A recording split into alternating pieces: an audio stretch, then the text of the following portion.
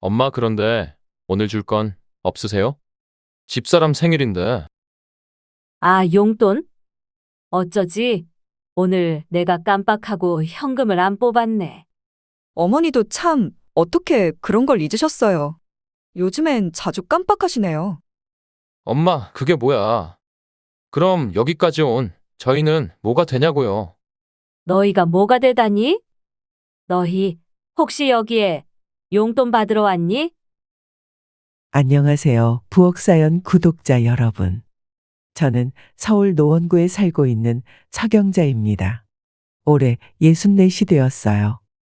남편은 11년 전 세상을 떠났고 지금은 혼자 장사를 하며 살고 있습니다. 자식은 첫째 아들 동현이와 둘째 딸 은수 이렇게 둘 있지요. 둘 다 시집장가 가서 각자 가정을 꾸리고 살고 있답니다. 동현이는 서울에 자리 잡았고 은수는 멀리 부산까지 시집을 갔어요. 아이들을 키우는 내내 저희 집안은 풍족하지는 않았지만 아이들을 위해 단 하루도 허투루 살지 않았는데 아이들이 모두 결혼하여 떠난 지금 왜 이렇게 가족을 잃은 것 같고 마음이 헛헛한지 모르겠습니다. 아마 키우던 자식을 떠나보낸 많은 분들이 느끼는 감정이 아닐까 싶어요. 저는 오늘 아이들을 마음에서 떠나보내는 마음 독립에 대하여 이야기를 하려고 합니다. 결혼 후에도 자식을 마음에서 떠나보내지 않으면 그로 인한 상처는 제 스스로가 가장 많이 받더라고요. 물론 자식들에게도 짐이 되겠지요. 흔하지만 분명 많은 분들이 공감할 수 있는 늙어가는 엄마의 씁쓸한 심정에 대한 이야기입니다. 제 이야기를 들어보신 후 자식에 대해 그리고 우리 자신의 삶에 대해 여러 가지 이야기를 자유롭게 나눠보면 좋겠어요. 그리고 저에게 매서운 조언을 할 부분이 있다면 가감없이 남겨주시길 부탁드립니다. 64시면 아직은 한참 젊은 나이잖아요. 여러분의 의견을 걸음 삼아 정신 바짝 차리고 남은 인생 후회 없이 보내고 싶어요. 지금은 하늘에 있는 저희 남편 이야기부터 시작해 볼게요. 20대 초반에 만나 결혼한 남편은 착한 사람이었지만 돈 버는 재주는 없었습니다. 6살 터울로 신혼 때부터 저를 참 잘 챙겨주었죠. 남편은 작은 중소기업에서 영업직으로 일했는데 서글서글하고 좋은 성격이지만 수지타산을 따지지 못해 늘 실적이 좋지 않았습니다. 그래서 남편이 가지고 오는 월급은 매달 부족했지요. 신혼 때는 그래도 괜찮았어요. 없으면 없는 대로 살아도 큰 불만이 없었습니다. 하지만 아이들이 태어나니 사정이 달라지더군요. 그의 월급으로는 내 식구의 살림을 꾸려나가기가 무척 힘들었어요. 그래서 저는 아이들이 유치원에 들어가자마자 일을 시작했습니다. 평생 쉬지 않고 일을 해왔죠. 처음에는 가장 시작하기 쉬웠던 식당 일부터 시작했습니다. 시장 한켠에 자리 잡은 10평 남짓의 작은 국밥집이었죠. 30대 초반부터 일을 시작하여 40이 될 때까지 꽤 오래 그 식당에서 일을 했어요. 그런데 그곳 사장님이 갑자기 큰 병을 얻어 가게를 저에게 싸게 넘기고 떠났습니다. 남편과 함께 정착하고 싶은 마음이 간절했던 저는 무리를 해서 그 국밥집을 인수해 장사를 시작했지만 결과는 좋지 않았죠. 점심에 국밥 30그릇도 못 팔기 일쑤였어요. 그나마 저녁 시간에 손님이 조금 있었지만 이런저런 비용을 제하고 나면 남는 것이 거의 없었죠. 언젠가는 나아질 거라는 희망을 가지고 1년을 버텼습니다.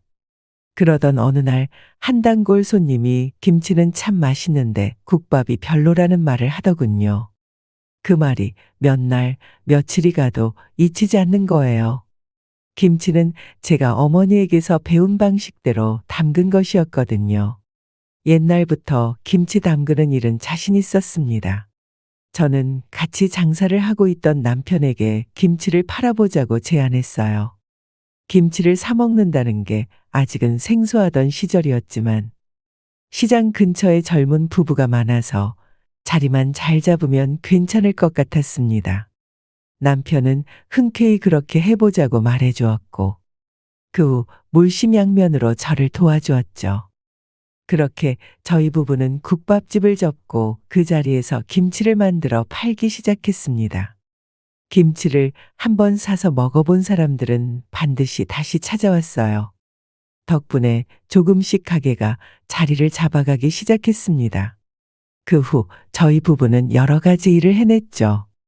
첫째 아들이 중학생이 될 무렵 시장 근처에 있는 작은 주공 아파트를 마련했고, 아들, 딸 모두 대학까지 보냈습니다. 그리고 결혼 뒷바라지까지 했죠. 저는 지금까지도 김치 장사를 계속하며 옛날 남편과 함께 샀던 아파트에서 여전히 살아가고 있고요. 그런데 저희 아들과 딸이 결혼한 후 얼마 지나지 않아 남편은 세상을 떠났습니다. 그동안 생고생하며 두 아이 모두 잘 키워놓고 이제 좀 여유롭게 살아보나 했는데, 무엇이 그리 급했는지 남편은 서둘러 제 곁을 떠나버렸어요. 40대 중반부터 고혈압을 달고 살았던 남편은 술을 즐겨 마셨고 매번 맛있는 안주도 놓치지 않았습니다. 옆에서 적당히 먹으라고 말려보기도 했지만 세상을 다 가진 듯 행복한 표정으로 즐겁게 반주를 즐기는 사람을 말리는 게 어디 쉬운 일인가요? 그러던 어느 날 남편이 갑자기 가슴에 통증을 느끼며 식은땀을 뻘뻘 흘리더군요. 급하게 장사를 접고 근처에 있는 큰 병원으로 달려갔는데 심근경색이라는 진단을 받았습니다. 그리고 그날 급히 수술도 했지요. 처음에는 무사히 치료받고 퇴원했지만 1년도 안 돼 다시 심근경색이 재발하면서 남편은 허무하게 세상을 떠나고 말았어요. 남편의 나이 58이었습니다. 지금은 담담하게 이야기하지만 그땐 정말 큰 슬픔에 빠져 김치 장사도 잠시 쉬어야 할 정도였죠. 아이들도 거의 동시에 결혼해서 집을 나가고 남편까지 세상을 떠나고 나니 좁게만 느껴졌던 우리 아파트가 왜 그리 커 보이던지. 하지만 50이 넘으면 이별이 점점 익숙해질 나이였어요. 남편이 떠난 후에도 여전히 씩씩하게 제 삶을 꾸렸습니다. 떠나는 생명이 있으면 찾아오는 생명도 있듯 남편이 떠난 후에도 많은 시간이 흘렀고, 아들 동현이의 첫째 손주는 쑥쑥 자라 어느덧 9살이 되었습니다. 딸 은수 역시 토끼 같은 손녀를 둘이나 낳았어요. 하지만 두 아이들은 손주를 낳은 뒤로 정신없이 바빠 보였습니다. 부산에 있는 딸은 1년에 얼굴 몇 번 보기가 정말 힘들었어요. 그래도 아들 내외는 같은 서울에 살아서 딸보다는 더욱 자주 왕래를 하고 살았습니다. 손주 서준이의 얼굴도 자주 볼 수 있었고요. 하지만 결혼한 자식과 자주 왕래한다는 것이 마냥 좋지만은 않더군요. 우리 며느리는 1년에 얼굴 한번 보기가 힘들어. 뭐라도 받을 게 있을 때만 찾아오는데 아주 여시가 따로 없어. 뭘 그렇게 기대해. 어차피 남의 자식인데. 며느리가 다 그렇지 뭐. 시장에 있으면 이렇게 며느리를 욕하는 말이 심심치 않게 들려왔어요. 저는 옆에서 그 이야기를 듣고 있을 뿐이었죠. 언니는 왜 아무 말이 없어? 그 집 며느리는 잘하나 보네? 우리 며느리? 뭐, 잘하지? 역시 며느리가 초등학교 선생님이랬나? 얌전하고 교양이 있나 봐. 이런 대화를 나누고 나면 저는 어색한 미소를 지으며 자리를 피하곤 했습니다. 사실 우리 며느리도 다른 며느리들과 다를 바가 없었거든요. 괜히 쓸데없는 말 보탤까봐 아무 말도 하지 않았던 것이 종종 이런 오해를 사기도 했죠. 당장 지난 남편 제사만 떠올려봐도 불편한 마음부터 들었습니다. 동현이가 결혼한 후에도 남편의 제사는 한동안 저와 아들 단 둘이서 지냈어요. 며느리는 결혼 후 첫 번째 제사를 제외하고는 6년간 한 번도 참석하지 않았습니다. 학교 다니랴, 아이 키우랴, 먹고 살기도 힘들 텐데 굳이 굳은 일까지 시키기 싫어서 애초에 부르지 않기도 했고요. 그런데 5년 전 며느리가 제삿날에 우연히 집에 온 적이 있었습니다. 그때 아들의 차가 고장이 나서 어쩔 수 없이 며느리가 아들을 데리고 왔었죠. 바로 가기는 민망했는지 집에 들어와 상위에 음식도 나르고 함께 저녁도 함께 했습니다. 저는 그것이 미안하고 고마워서 며느리가 집에 갈 때 봉투에 50만 원을 담아주었어요. 어머니, 이게 뭐예요? 뭐긴 그냥 고마워서 주는 용돈이야. 오늘 힘들었지? 다음부터는 꼭 찾아오지 않아도 된다. 너 할 일도 바쁘고 힘든데 뭐하러 여기까지 와? 며느리는 볼이 살짝 상기되며 화색이 도는 얼굴로 밝게 인사하고 떠나더군요. 그리고 그날 이후 며느리는 매년 제사에 참석하기 시작했습니다. 예전에 왔을 때도 용돈을 챙겨줬기 때문에 그 후로도 왠지 용돈을 챙겨줘야 할 것 같았어요. 그래서 매번 챙겨줬습니다. 시장 사람들의 대화를 듣고 있으니 자연스럽게 저희 며느리가 떠올랐어요. 사실 사람들이 나누는 이야기를 들으면서 남 일이 아니라고 느끼고 있었거든요. 지난 제사였습니다. 저는 시장에서 일하다가 깜빡 잊고 아들에게 아버지 제사를 미리 알려주지 못했어요. 제사 준비로 바쁘기도 했고 요즘 몸이 예전 같지 않아 깜빡깜빡할 때가 많아졌죠. 제사 당일 아들로부터 언제 온다는 연락이 없길래 마음이 불안해지더군요. 그래서 먼저 전화를 걸어보았습니다. 동현아, 오늘 아버지 제사인 거 알고는 있지? 아버지 제사요? 벌써요? 너 아버지 제사가 언젠지도 모르니? 음력이라 항상 헷갈려서요.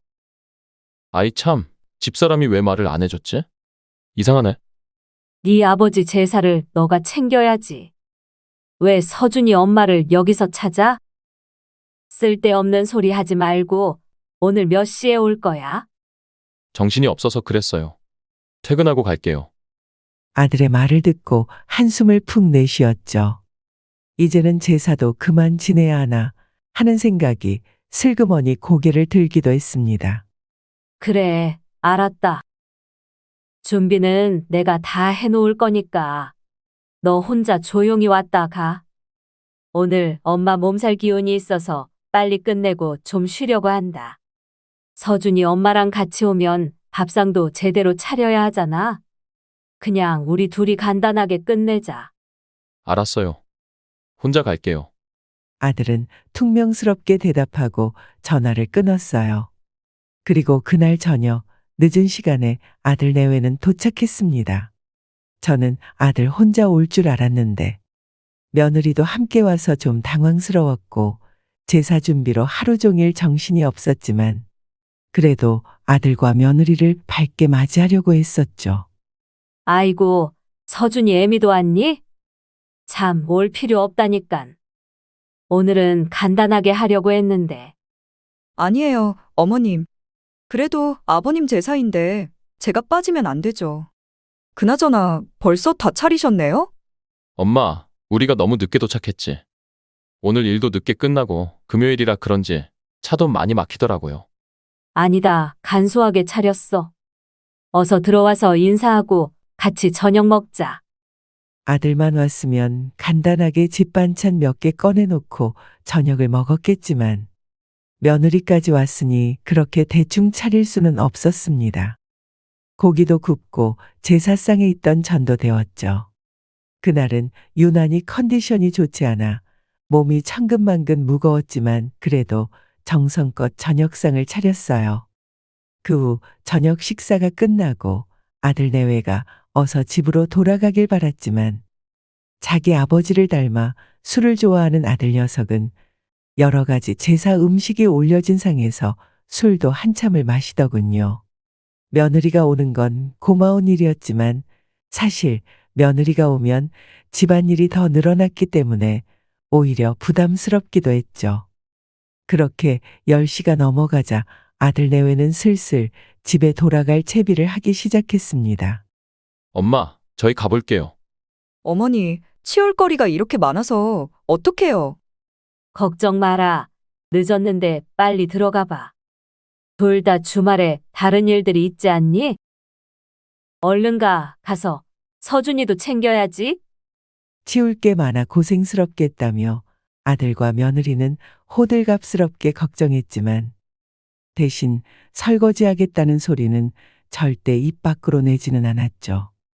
그렇게 아들 내외가 돌아가고 난 후 저는 식은땀까지 흘리며 제사상을 치우고 산더미 같은 설거지를 마쳤습니다. 모든 정리가 끝나고 나니 시간은 자정이 넘어 있더군요. 지치고 여기저기 아픈 몸을 이끌고 잠자리를 펴는데 갑자기 전화기가 울렸습니다. 아들이 집에 잘 도착했다는 연락일까 하고 전화를 받았어요. 그래, 동현아. 집에는 잘 도착했어? 네, 잘 들어왔어요. 그런데 왜? 뭐, 놔두고 갔어? 아니요, 그게 아니라 오늘 서준이 엄마 말이에요. 서준이 엄마? 서준이 엄마가 왜? 평일에 힘들게 일 마치고 제사 지내러 갔는데 왜 빈손으로 그냥 돌려보내셨어요? 사람 참 섭섭하게. 뭐라고? 요새 시아버지 제사까지 챙기는 며느리가 어디 있겠어요. 좀 생각이 짧으셨어요. 그 말을 듣고 보니 매년 챙겨주던 용돈 봉투를 잊었던 게 기억이 났습니다. 하지만 그걸 못 받아 서운하다고 말하는 아들에게 기분이 나쁘더군요. 미리 전화까지 해서 제사에 오지 말라고 해도 굳이 찾아온 건 며느리였습니다.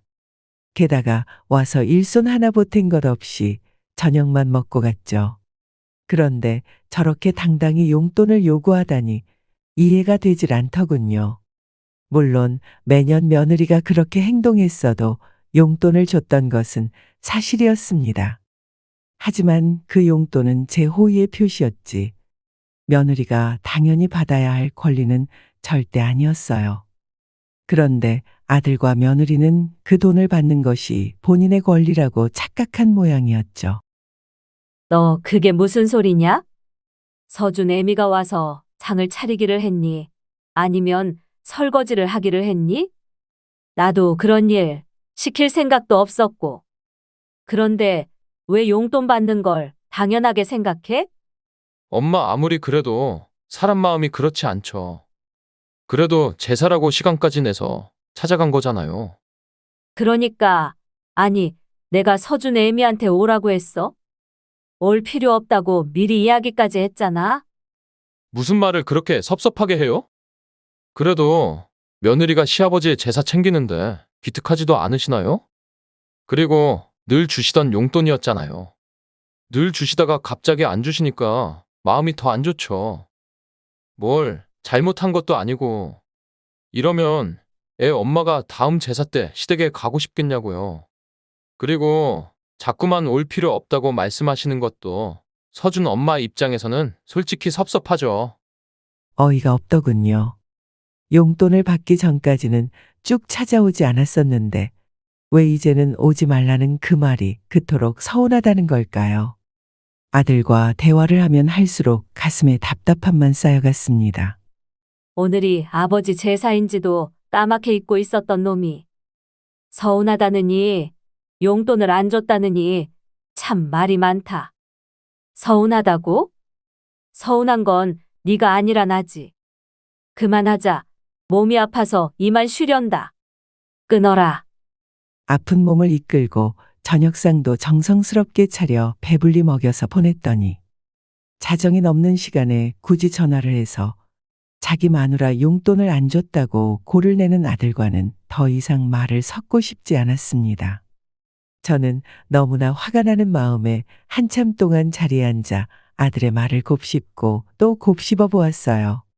하지만 또 한참 시간이 지나자 제가 너무 야박하게 굴었나 하는 생각이 슬그머니 고개를 들었습니다. 어쨌든 피곤한 일과를 마치고 시간을 내서 여기까지 찾아온 건 맞는 말이니까요. 그 일이 있었던 후 한참을 며느리와 대면대면하게 지내다가 다음 명절에 찾아왔을 때 다시 용돈을 챙겨주기 시작했습니다. 하지만 시간이 갈수록 특별한 일이 있어 아들 내외가 찾아오겠다고 하면 저는 아이들을 반기는 마음보다는 부담스러운 마음이 더 커졌어요. 아들 내외가 찾아오겠다는 소식을 들으면 지갑부터 확인할 정도였죠. 가끔은 이게 맞나 싶기도 했고 제 자신이 한심하게 느껴지기도 했습니다. 마치 아이들의 환심을 돈으로 사는 것 같았거든요. 그러던 중 손자 서준이의 10번째 생일이 다가왔습니다. 평소 서준이의 생일을 제가 직접 챙기진 않았지만 왠지 10번째 생일이라고 하니 좀 특별하게 챙겨줬으면 했어요. 그래서 아들에게 서준이 생일상을 이번에 제가 준비하고 싶다고 말했습니다. 아들은 깜짝 놀라면서도 좋다고 흔쾌히 말하더군요. 그리고 돌아온 손주의 생일. 저는 상다리가 부러지도록 음식을 풍성하게 차렸습니다. 물론 용돈도 넉넉하게 준비했고요. 집에 차려진 생일상을 보고 아들 가족은 모두 감탄하더군요. 엄마, 저희 왔어요. 우와, 이걸 다 차리신 거예요? 아들의 목소리가 현관문 쪽에서 들려왔고 저는 급히 앞치마를 벗으며 부엌에서 나왔습니다. 아들과 며느리 그리고 손자 서준이가 밝게 웃으며 들어서고 있더군요. 어서 와라, 서준아. 할머니가 생일 축하해. 우리 손주 많이 배고프지? 너 좋아하는 것들로 잔뜩 준비해놨어? 어머니, 모두 너무 맛있어 보여요. 서준이는 정말 좋겠다. 할머니가 이렇게 신경 써주셔서 감사합니다 해야지? 할머니, 제가 제일 좋아하는 생선구이도 있어요. 감사해요. 그래, 우리 예쁜 강아지. 건강하게 자라줘서 이 할미가 고마워. 오늘 좋아하는 거 많이 먹으렴. 그렇게 조금은 들뜬 분위기에서 식사가 시작되었습니다. 며느리는 김치를 맛있게 먹으며 말하더군요. 어머니, 김치가 진짜 맛있어요. 제가 원래 김치를 별로 안 좋아했는데 어머니 김치 먹고서는 이거 없으면 밥을 못 먹는다니까요? 그래, 많이 먹어. 그러면 너 좋아하는 반찬들도 좀 싸줄까? 김치도 같이? 반찬이요? 그럼 이 오징어 무침이랑 무생채 좀 싸주세요. 김치는 아직 보름 정도 더 먹을 수 있을 것 같아요. 며느리가 맛있게 먹는 모습을 보니 뿌듯했습니다. 물론 아들과 손주도 배가 터지도록 밥을 먹었고요. 할머니가 된 기쁨이 바로 이런 것 아니겠어요? 바로 우리 아이들이 배불리 먹는 모습을 흐뭇하게 바라보는 것이요. 저는 뿌듯한 마음으로 어린 손주와 며느리에게 각각 하얀 돈봉투를 건넸습니다. 어린 손주에게는 10만 원, 며느리에게는 50만 원을 넣었죠. 그래도 꾸준히 장사를 하고 있었기 때문에 이런 용돈을 챙겨줄 수 있어 다행이라는 생각도 들었습니다. 봉투를 받은 며느리는 무척 기뻐 보였어요.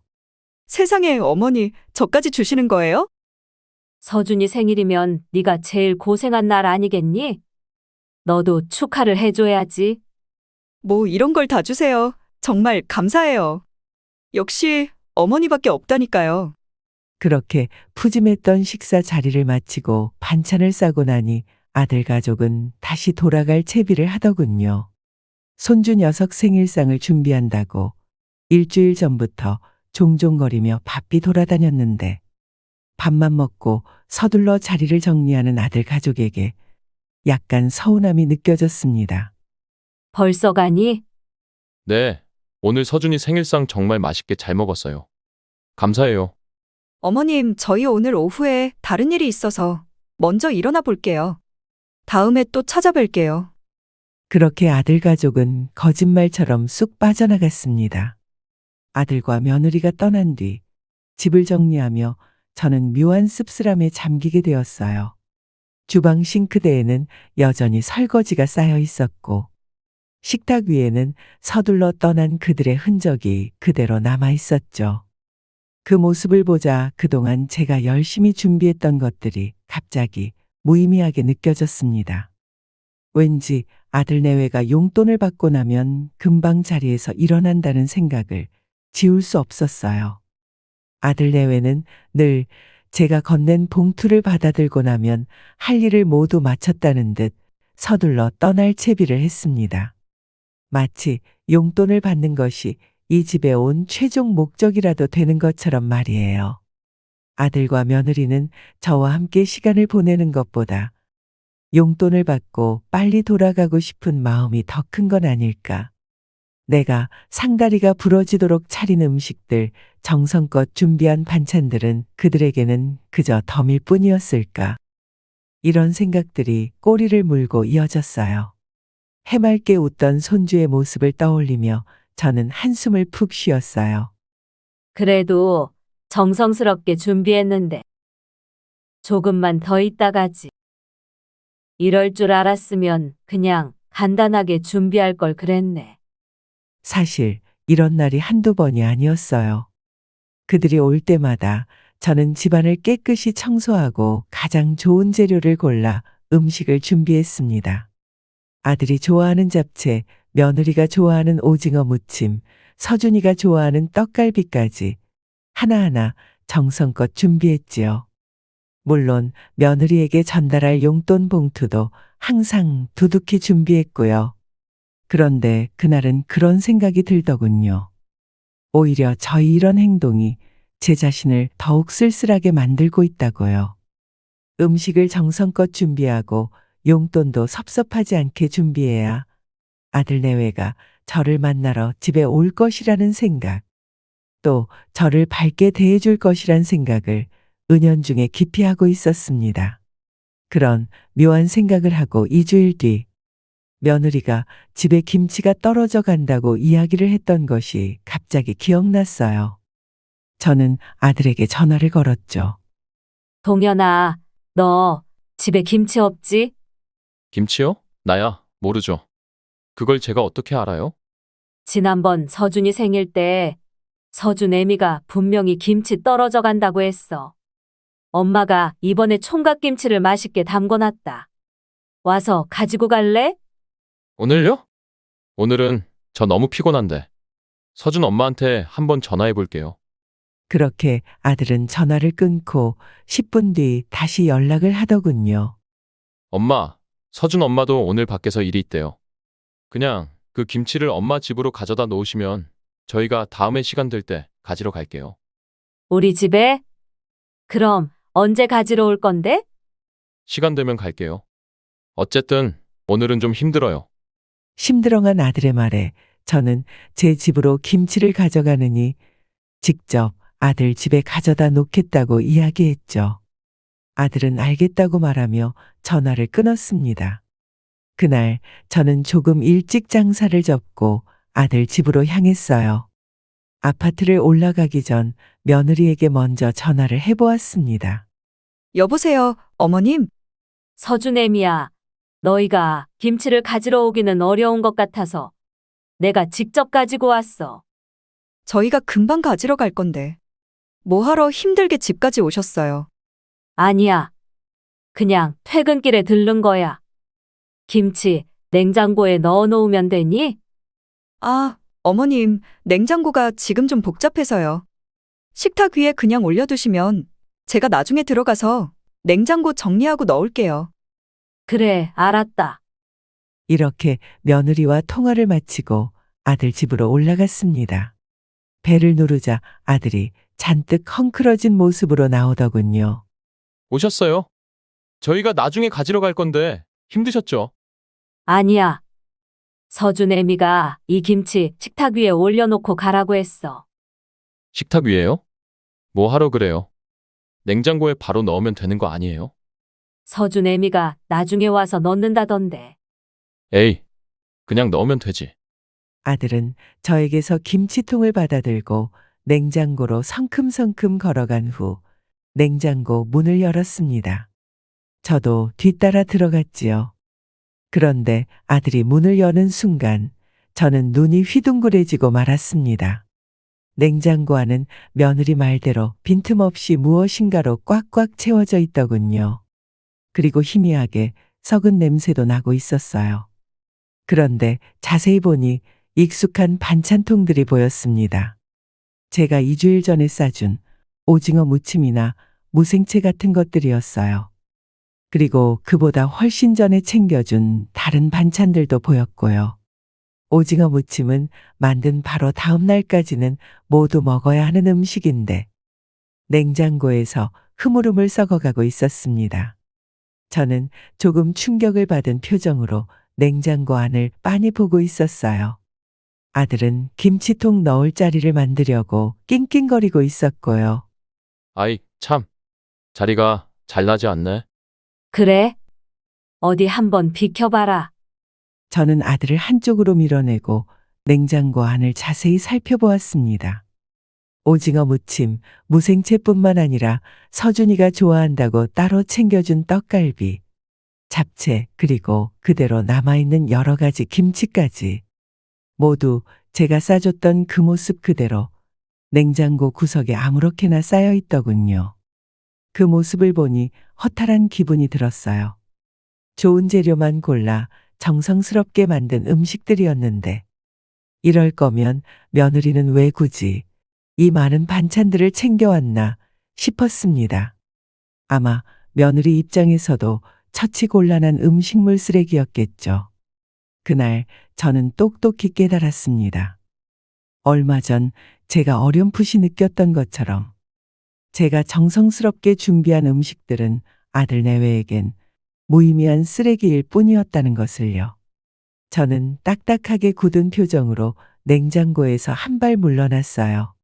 동현아, 아무래도 냉장고 정리는 서준 애미가 직접 해야 할 것 같아. 김치통은 식탁 위에 올려두거라. 그래요? 그럼 어쩔 수 없죠. 그리고 나는 이제 가보마. 벌써요? 좀 쉬었다 가시지. 아니야, 나도 집에 빨리 들어가 봐야 해. 그럼 쉬어라.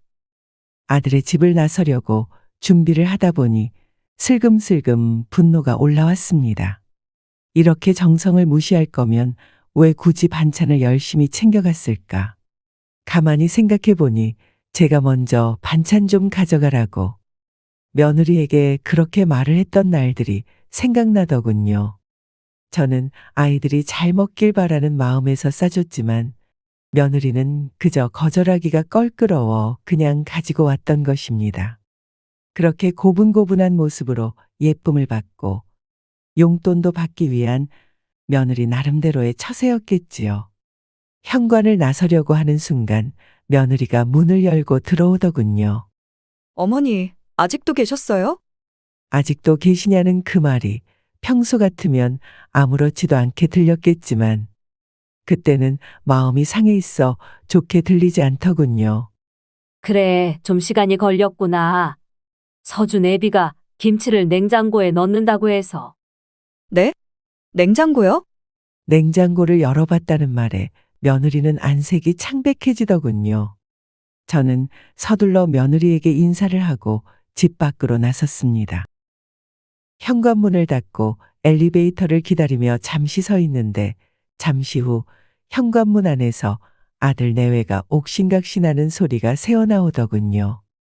당신이 집에 있었으면 좀 시장에 가서 김치를 가져왔어야지. 이게 뭐야? 아니면 가만히라도 있던가. 엄마가 가져다 주면 좋지. 뭘 그렇게 짜증이야? 엄마가 집에 오는 게 싫으면 당신이 먼저 시장에 들르지 그랬어. 거길 왜 가냐고. 거기 가면 옷에 젓갈 냄새가 배서 정말 찝찝하단 말이야.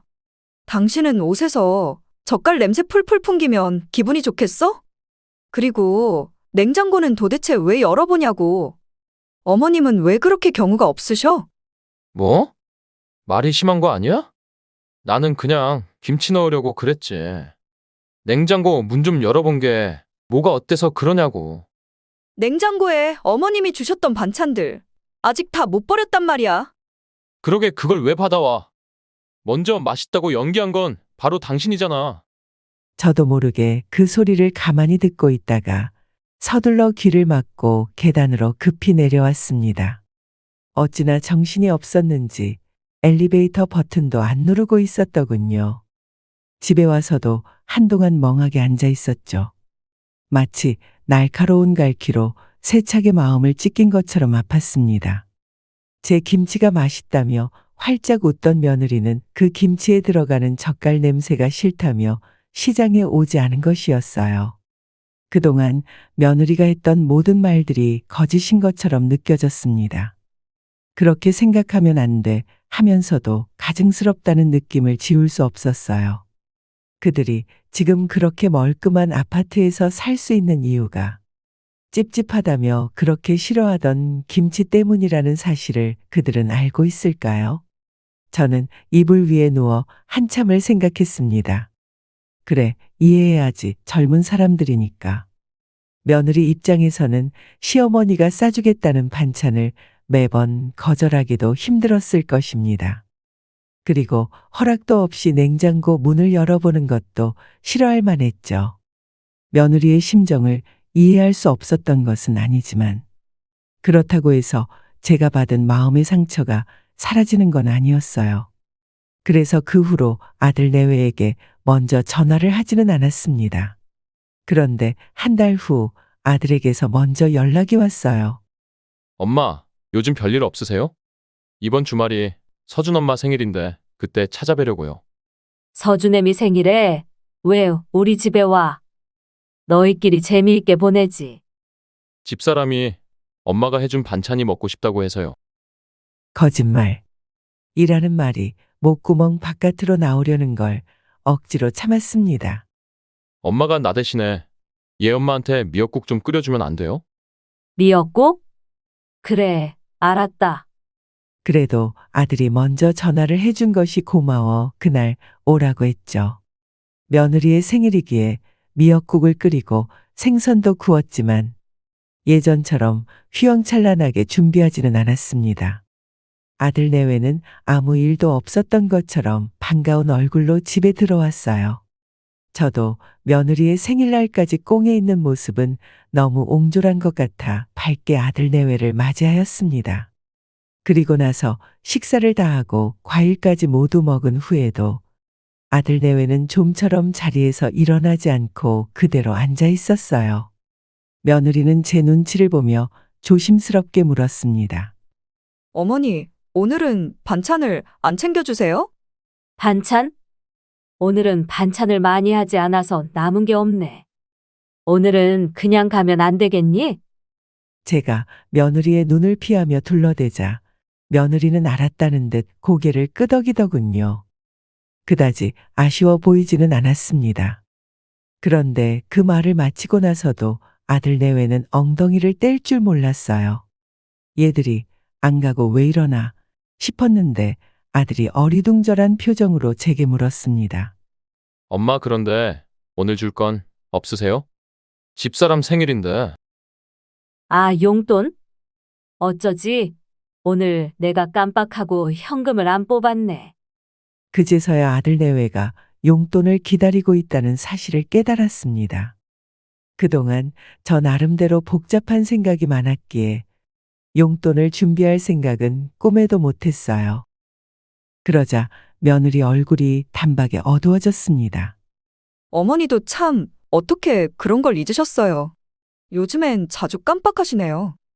며느리의 목소리에는 섭섭함이 가득하더군요. 서운한 감정을 굳이 숨기지 않으려는 듯 했습니다. 아들도 저를 바라보며 한마디 하더군요. 엄마, 그게 뭐야? 그럼 여기까지 온 저희는 뭐가 되냐고요? 너희가 뭐가 되다니? 너희 혹시 여기에 용돈 받으러 왔니? 아니, 항상 주시다가 갑자기 안 주시니까 그렇지요. 돈도 잘 버시는 분이 저희가 뭐 잘못한 것 같잖아요. 돈을 잘 벌긴. 제가 조금 언성을 높이자 며느리는 아들 옆구리를 쿡쿡 찌르더군요.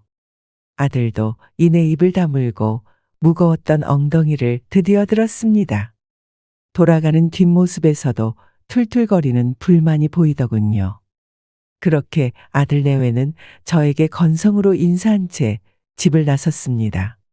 아들과 며느리가 떠난 후 저는 다시는 그들에게 용돈을 주지 않겠다고 다짐을 했지요. 그동안 제가 며느리에게 아낌없이 용돈을 줬던 건 제가 부자라서도 아니고 잘 벌어서도 아니었어요.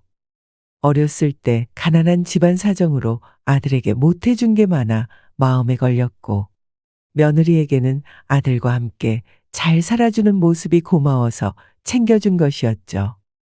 용돈은 제 마음의 표현이었어요. 바로 아이들을 사랑하는 마음이요. 반찬도 마찬가지였죠. 하지만 아들과 며느리에게는 그런 마음이 전달되지는 않았나 봅니다.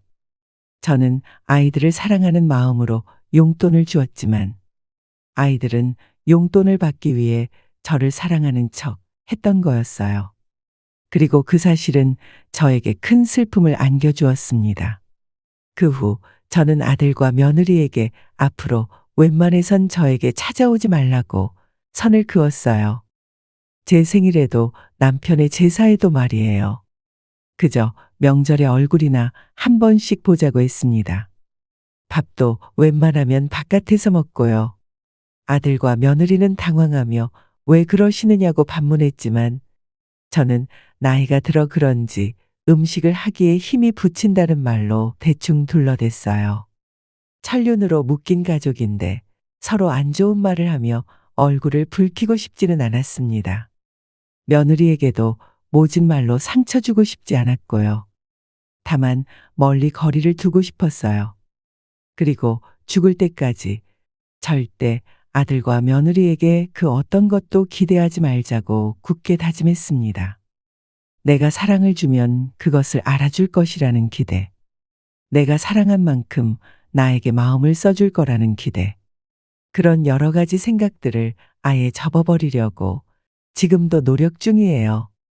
그리고 앞으로는 아들과 며느리가 찾아왔다고 버선발로 마중 나가지도 않고 허리가 휘어지도록 밥상을 차리지도 않을 거예요. 그러면 서로 상처를 줄 일도 또 받을 일도 없겠죠. 하지만 그렇게 살아온 세월이 워낙 길어서 그런지 가족에 대한 생각을 떨쳐내기 어렵습니다. 남들은 취미생활도 가지고 친구들도 사귀고 한다는데 저에게는 그런 재주가 없네요. 제 사연을 듣는 여러분 중에 저와 비슷한 경험을 하신 분이 계시나요? 그렇다면 이런 감정을 어떻게 정리하였는지 조언 한마디 부탁드립니다. 저도 자식들을 바라보는 삶이 아닌 제 삶을 바라보며 살고 싶은데 어디서 어떻게 시작해야 할지 잘 모르겠어요. 저에게 남겨주실 말씀이 있다면 짧더라도 좋으니 부디 한마디 남겨주시기 바랍니다. 소중한 의견을 하나도 놓치지 않고 잘 읽어보겠습니다. 그럼 지금까지 제 이야기를 끝까지 들어주셔서 정말 감사해요. 오늘도 평안한 하루 보내세요. 오늘 사연 어떻게 들으셨나요? 이번 이야기가 구독자분들에게 따뜻한 위로가 되었으면 좋겠습니다. 느끼신 점이 있다면 댓글로 허심탄회하게 의견을 나눠주세요. 부엌 사연은 여러분의 구독과 좋아요 그리고 댓글로 유지됩니다. 앞으로 더 좋은 사연으로 찾아뵐 수 있도록 많은 도움을 부탁드려요. 감사합니다.